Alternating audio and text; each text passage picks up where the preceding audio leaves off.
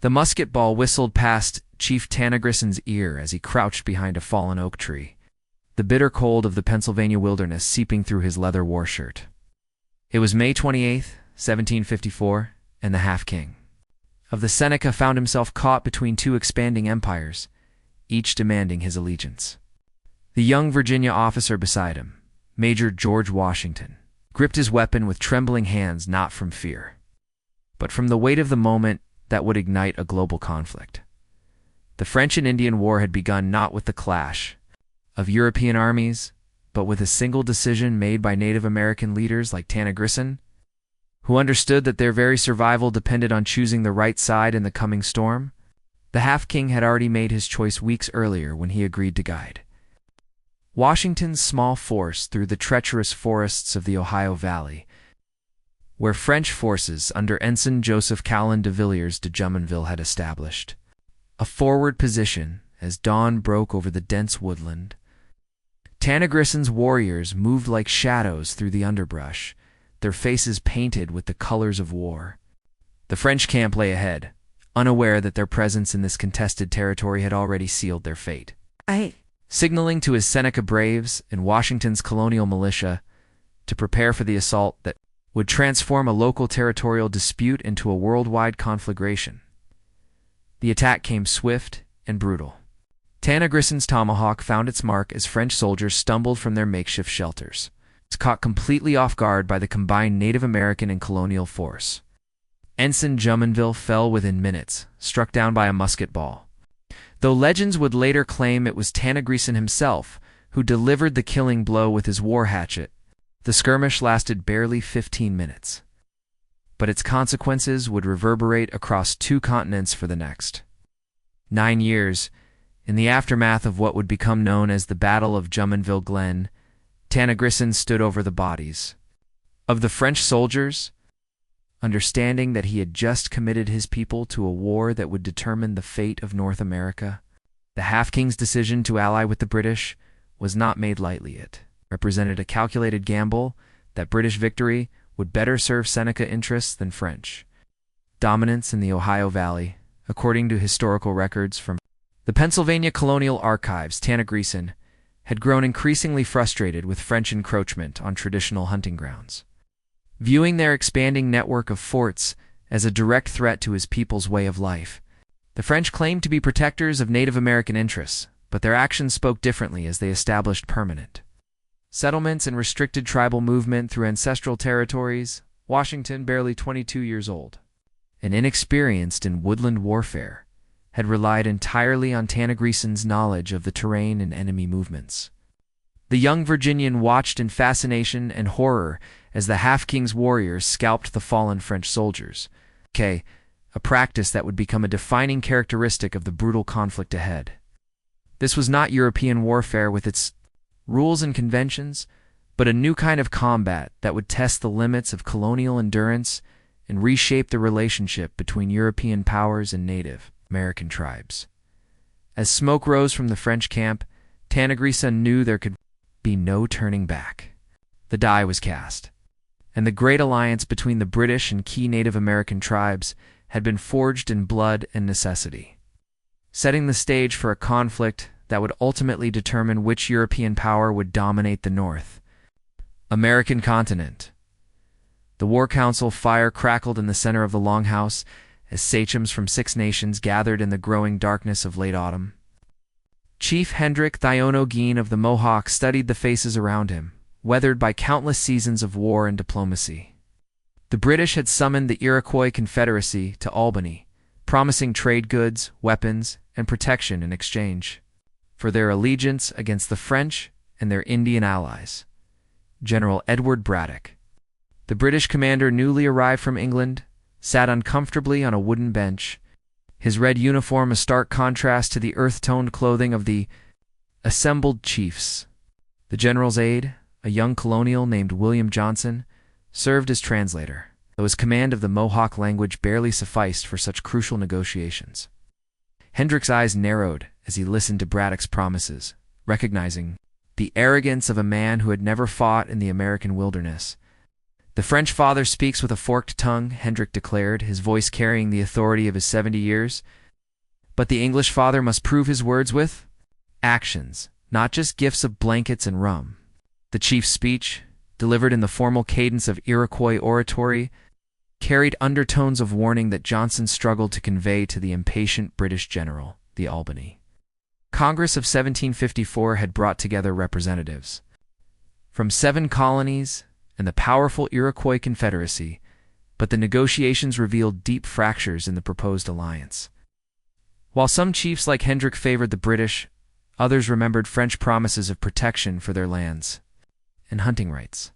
The Seneca, in particular, remained divided, with some warriors following Tanagrison's lead, while others gravitated toward French agents who offered better trade terms and fewer territorial demands.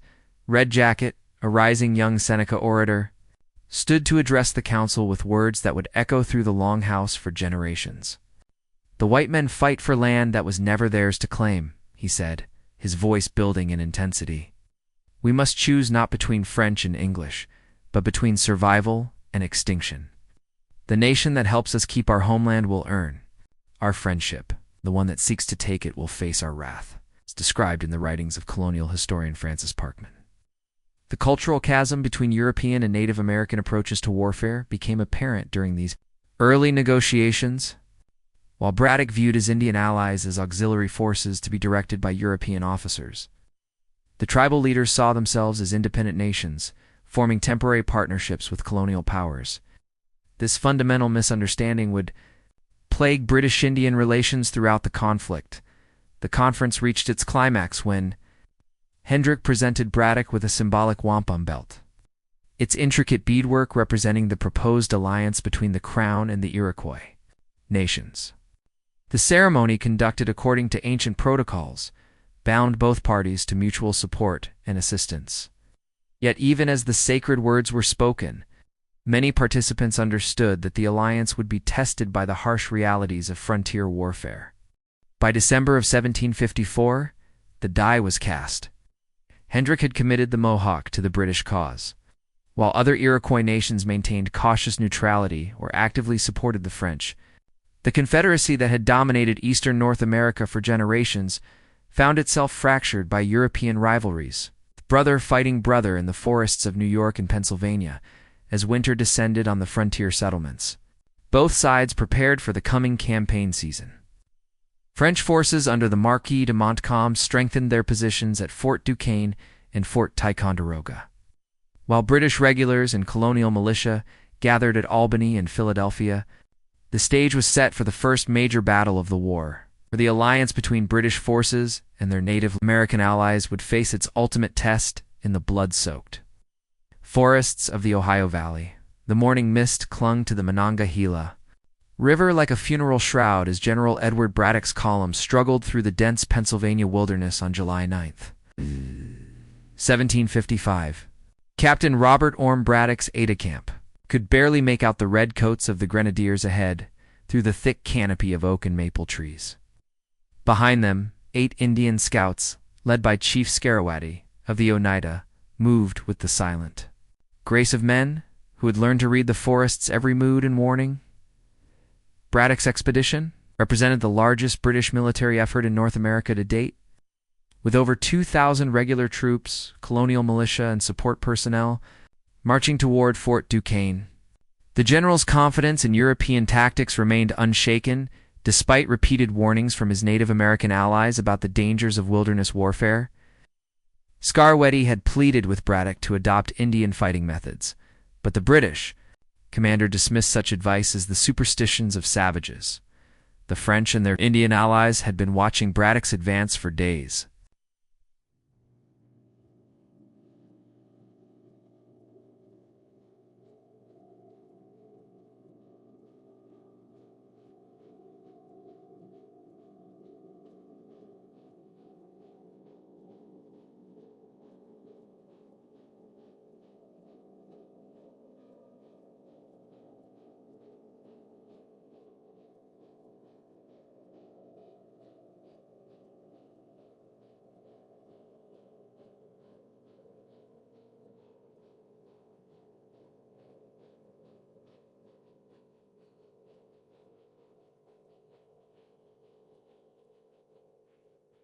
had assembled a mixed war party of 600 French regulars, Canadian militia, and over 300 Native American warriors from the Ottawa, Chippewa, and Potawatomi tribes.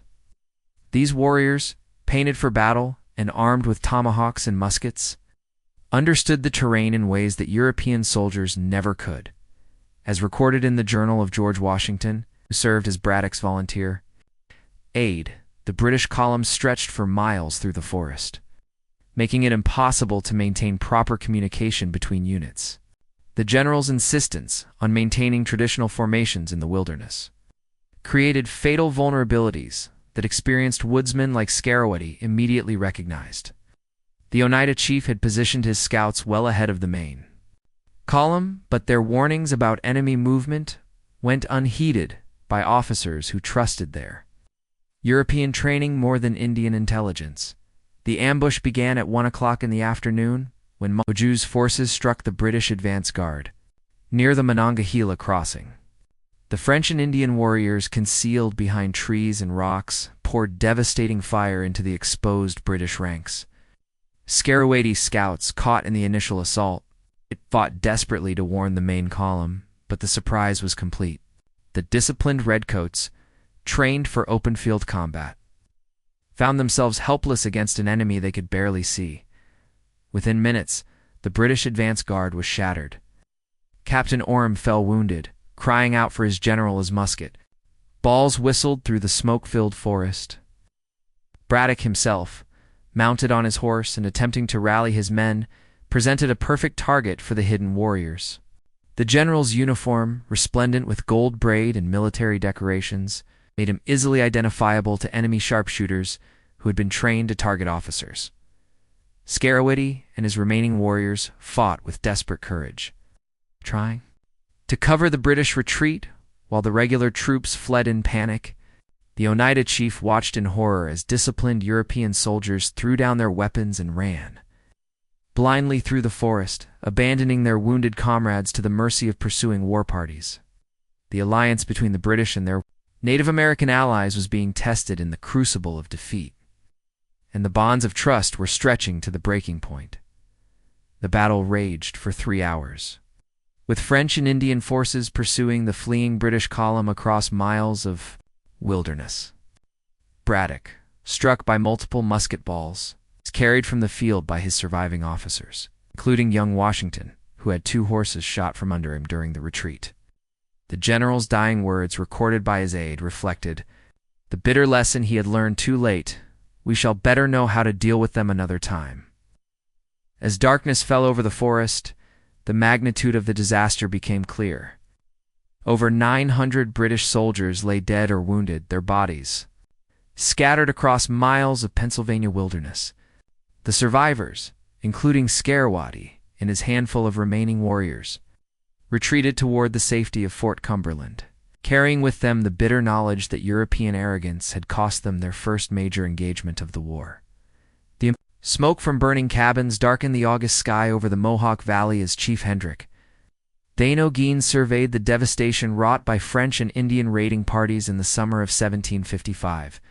The elderly Mohawk sachem, now past 70 but still formidable in war paint and feathers, stood beside Colonel William Johnson at the head of a combined force of colonial militia and Iroquois warriors. The defeat at Braddock's Field had shaken British confidence, but it had also hardened the resolve of their Native American allies, who saw French victories as threats to their own territorial interests. Johnson, recently appointed as Britain's Superintendent of Indian Affairs, had spent months rebuilding the alliance after Braddock's disaster. Unlike the arrogant British general, Johnson understood that Native American warriors were not mere auxiliaries, but independent allies, with their own tactical expertise and political objectives. The Irishmen had lived among the Mohawk for years, adopting their customs and even taking an Iroquois wife, which gave him credibility that European officers lacked. The French commander, Baron Ludwig Auguste d'Escaut, had marched south from Fort St. Frederick with a force of 3,000 regulars, Canadian militia, and Indian allies, intending to capture the British stronghold at Fort Edward. D'Escaut's confidence was bolstered by recent French victories, and the belief that British colonial forces were inferior to European troops. The Baron's Indian allies, primarily Abenaki and Caughnawaga warriors, had assured him that the British were demoralized and vulnerable after their recent defeats. Hendrick's War Council, held in the pre-dawn darkness of September 8, 1755, revealed the cultural complexities of the British-Iroquois alliance. The chief argued for immediate attack, believing that surprise and aggressive action would maximize their advantages in forest warfare. Johnson, however, wanted to wait for reinforcements and establish defensive positions around Lake George. The debate continued for hours, with both men understanding that the outcome of this engagement could determine the fate of the northern frontier. The compromise reached between Hendrick and Johnson reflected the delicate balance required in cross-cultural, military cooperation. The colonial and Iroquois forces would advance toward the French position, but remain ready to fall back to prepared defenses if the situation deteriorated. This flexible approach allowed both European and Native American tactical preferences to be incorporated into the battle plan, creating a synergy that had been absent at Braddock's Field. As documented in the Massachusetts Historical Society's records, the Battle of Lake George began when Hendrick's scouts encountered Dieskau's advance guard in the thick woods south of the lake. The initial skirmish quickly escalated as both sides committed their main forces to the engagement. Hendrick, despite his advanced age, led his warriors with the same fierce courage that had made him legendary among both allies and enemies. The old chief's war cry echoed through the forest as he charged toward the French lines, his tomahawk gleaming in the filtered sunlight. The fighting was savage and confused, with small groups of warriors and soldiers clashing in the dense undergrowth, where traditional formations became meaningless. Johnson's colonial militia, trained in frontier warfare, unlike Braddock's regulars, fought alongside their Iroquois allies with growing effectiveness. The partnership between European firearms and Native American woodland tactics proved devastatingly effective against Dieskau's more conventional approach. Tragedy struck when Hendrick fell in the early stages of the battle, struck down by French musket fire while leading a charge against enemy positions. The loss of the respected Mohawk leader sent shockwaves through the Allied ranks, but it also galvanized the surviving warriors who fought with renewed fury to avenge their fallen chief. Young Joseph Brant, Hendrick's protege, took command of the Mohawk contingent and pressed the attack with desperate determination. The tide of battle turned when Dieskau himself was wounded and captured, leaving his forces without effective leadership. The French and Indian retreat became a rout as Johnson's forces pursued them through the forest, inflicting heavy casualties on the demoralized enemy. The victory at Lake George represented the first major British success of the war and validated the effectiveness of the British-Iroquois alliance when properly managed and respectfully implemented. The morning of August 9, 1757, dawned gray and ominous over the southern shore of Lake George as the Marquis de Montcalm's massive army began its final preparations. For the assault on Fort William Henry, Captain Joseph Brant, now a seasoned warrior of 34, crouched behind a fallen log with his band of Mohawk fighters, watching the French artillery pieces being wheeled into position. The young captain had inherited leadership of his people's war effort after Chief Hendrick's death, and the weight of that responsibility pressed heavily on his shoulders as he observed the overwhelming enemy force. Lieutenant Colonel George Monro, the British commander of Fort William Henry, stood on the ramparts with his aide, Captain Jonathan Carver, surveying the French siege works that had been constructed with methodical precision over the past 4 days. The fort's garrison of 2,000 colonial troops and British regulars was vastly outnumbered by Montcalm's 8,000 men. But Monro placed his faith in the strength of his fortifications and the expected arrival of reinforcements from Monro. General Daniel Webb at Fort Edward. The French siege lines bristled with artillery, including several massive siege guns that had been transported with enormous difficulty through the wilderness from Fort Carillon. Montcalm's Indian allies, numbering over 1,000 warriors from a dozen different tribes, moved like shadows through the forest surrounding the fort. These warriors, primarily from the Great Lakes region, had been promised rich plunder and The opportunity to strike at their traditional enemies among the British allied, Iroquois Brant's position on the British side placed him and his warriors in an increasingly precarious situation as the siege progressed. The Mohawk captain understood that his people's survival depended on maintaining their alliance with the British. But he also recognized that the fort's position was becoming untenable.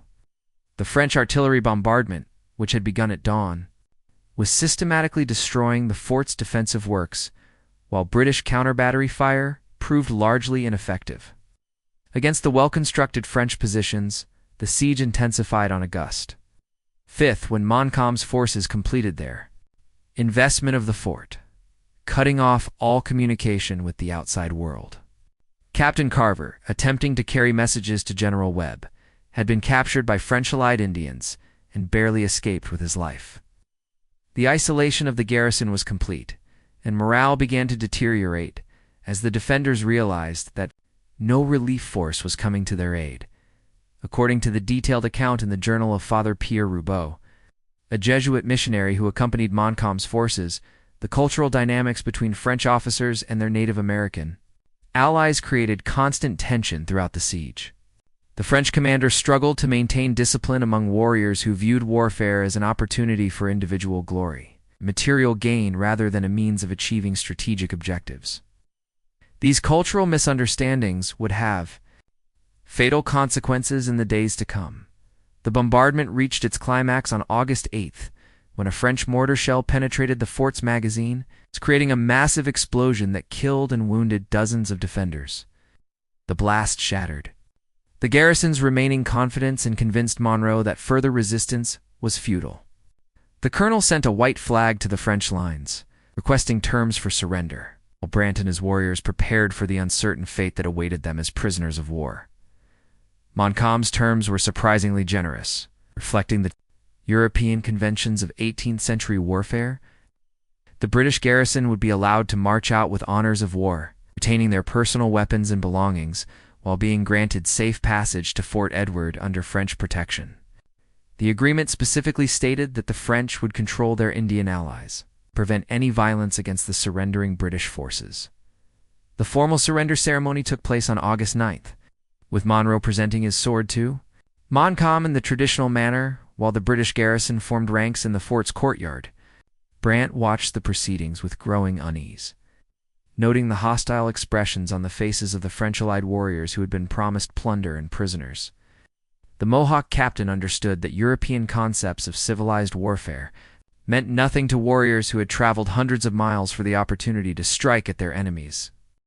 As the British column began its march toward Fort Edward, escorted by French guards and followed by hundreds of Indian warriors, Brant realized that the most dangerous phase of the siege was about to begin. The fragile alliance between European powers and Native American tribes was about to be tested in ways that would shock the civilized world and forever change the nature of warfare in North America. The screams echoed across the forest clearing as Captain Joseph Brant watched in horror, while French allied warriors descended upon the defenseless British column like wolves upon a wounded deer.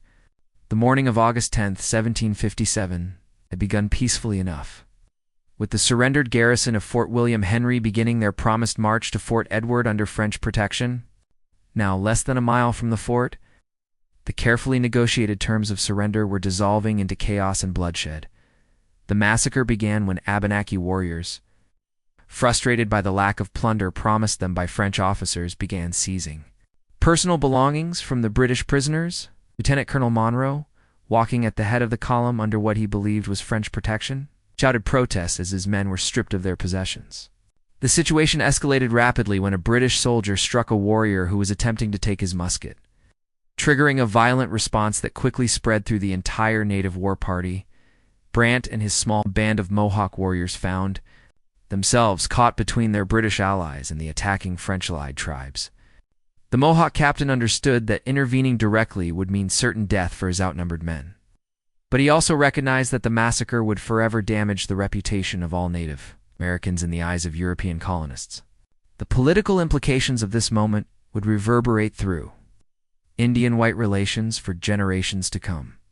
The French officers, led by Montcalm himself, attempted desperately to restore order and protect their prisoners as guaranteed by the surrender terms. Captain Louis-Antoine de Bougainville, Montcalm's aide-de-camp, threw himself between the warriors and their intended victims, shouting orders in French and broken Algonquian while trying to rally his men to form a protective barrier around the Amelsis British column. The young officer's courage was evident, but the French force was overwhelmed by the sheer number of warriors involved in the attack. The massacre continued for several hours, with small groups of British soldiers and camp followers being hunted through the forest by war parties seeking prisoners and scalps. Women and children, who had been guaranteed safe passage under the surrender terms, became particular targets for warriors who viewed them as valuable captives for adoption or ransom. The screams of the victims mingled with the war cries of their attackers, creating a symphony of terror that would haunt survivors for the rest of their lives, as documented in the contemporary account of Captain Jonathan Carver, who survived the massacre by hiding in a nearby swamp. The violence was not random, but followed specific cultural patterns of Native American warfare. Warriors sought living prisoners for adoption into their tribes, while others focused on taking scalps as trophies of their prowess in battle.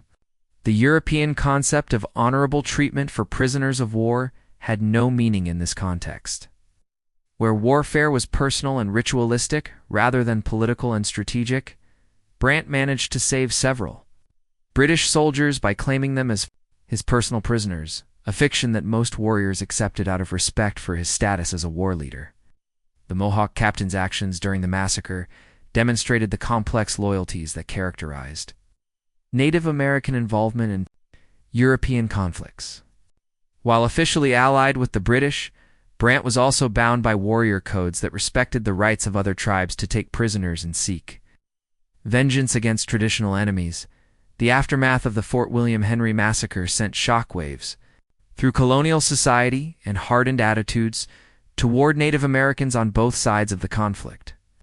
British newspapers, particularly the Pennsylvania Gazette, reported the incident with sensational headlines that emphasized the savagery of Indian warfare while downplaying the cultural misunderstandings that had contributed to the tragedy. These reports created a wave of anti-Indian sentiment that would persist long after the war's end. Montcalm's reputation suffered severely from his inability to control his Indian allies. Despite his genuine efforts to prevent the massacre, French commanders' subsequent reports to his superiors in Paris revealed his growing frustration with the cultural divide between European military conventions and Native American practices. The incident demonstrated the fundamental incompatibility between European concepts of civilized warfare and the realities of frontier combat. The massacre also marked a turning point in British strategy regarding Native American alliances.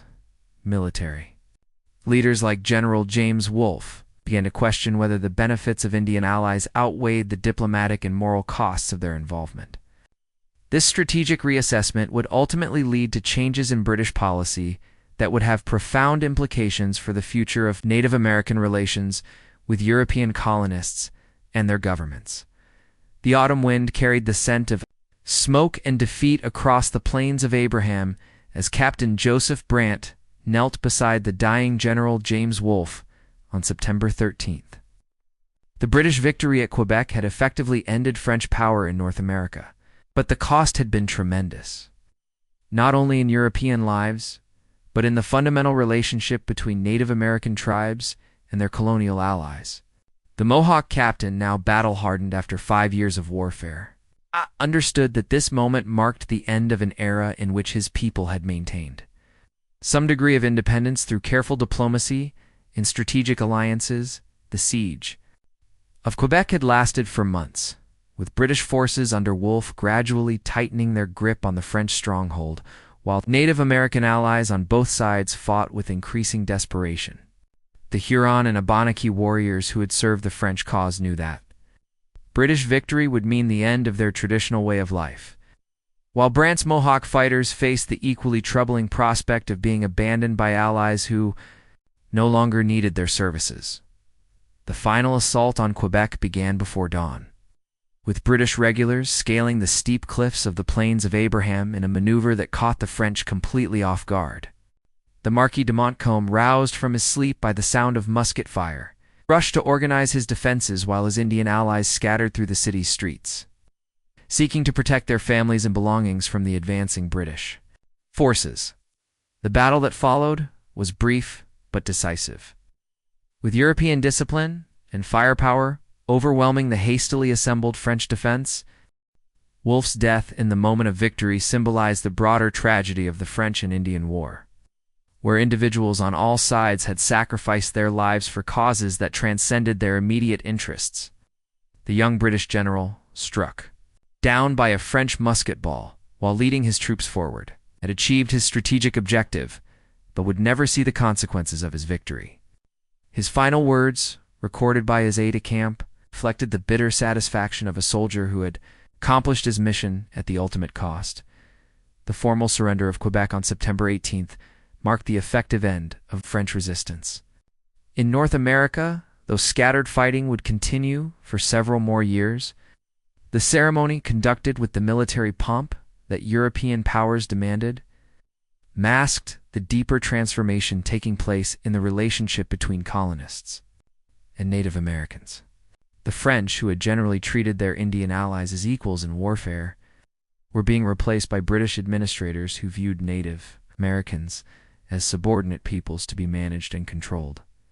Brant's observations during the surrender negotiations revealed the profound changes that victory had brought to British attitudes toward their Native American allies. Officers who had once courted Indian support with generous gifts and respectful treatment now spoke of tribal lands as conquered territory to be distributed among colonial settlers. The Mohawk captain realized that his people's bargaining position had been fundamentally weakened by the elimination of French competition for their allegiance. The war's end brought immediate challenges for tribes that had supported the British cause. The Proclamation of 1763, issued by King George III, attempted to regulate westward expansion and protect Indian lands from colonial encroachment. However, the proclamation's enforcement proved ineffective in the face of increasing pressure from land-hungry settlers, who viewed military service as earning them the right to expand into Native American territories. The transformation of British policy toward Native Americans became evident in the years following Quebec's fall. Sir William Johnson, the longtime superintendent of Indian Affairs, found his authority increasingly challenged by military commanders who favored more aggressive approaches to dealing with tribal resistance. The respectful diplomacy that had characterized the early years of the British Iroquois alliance gave way to a more paternalistic relationship that treated Native Americans as dependents rather than allies. The final irony of the French and Indian War lay in its ultimate consequences for the very colonists who had fought so hard for British victory.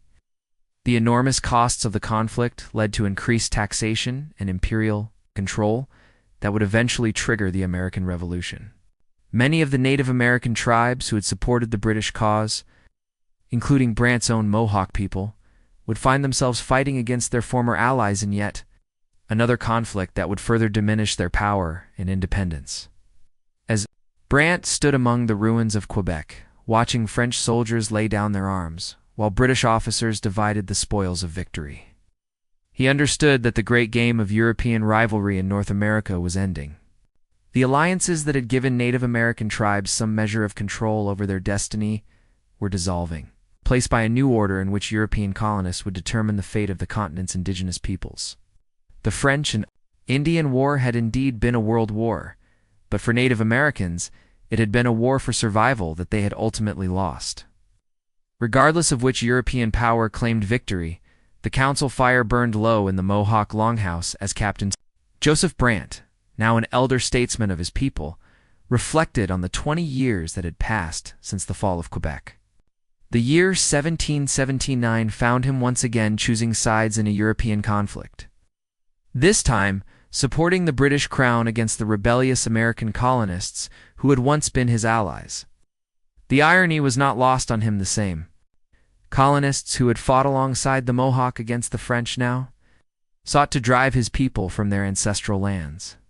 The great law of peace, which had governed the Iroquois Confederacy for centuries, had been shattered by the success of European wars that had forced Native American nations to choose between competing powers. The Confederacy that had once stretched from the Hudson River to the Great Lakes now existed only in fragments, with individual tribes scattered across a continent that no longer recognized their sovereignty. The Seneca had largely sided with the French, the Oneida with the Americans, and the Mohawk with the British, turning brothers into enemies in conflicts that served European rather than Native American interests. Brant's own transformation from a young warrior following Chief Hendrick's leadership to a sophisticated diplomatic leader reflected the broader changes that had affected all Native American societies during the colonial period. Educated at Eleazar Wheelock's Indian School in Connecticut, the Mohawk captain had learned to navigate both European and Native American political systems. But this dual competence had come at the cost of traditional ways of life that were rapidly disappearing. The economic consequences of the French and Indian War had been particularly devastating for Native American communities. The fur trade, which had provided the economic foundation for tribal societies since the early 17th century, had been disrupted by warfare and was increasingly dominated by European trading companies that showed little respect for traditional native practices. The abundance of game that had sustained tribal communities for generations was being depleted by overhunting and the expansion of European cultural settlements.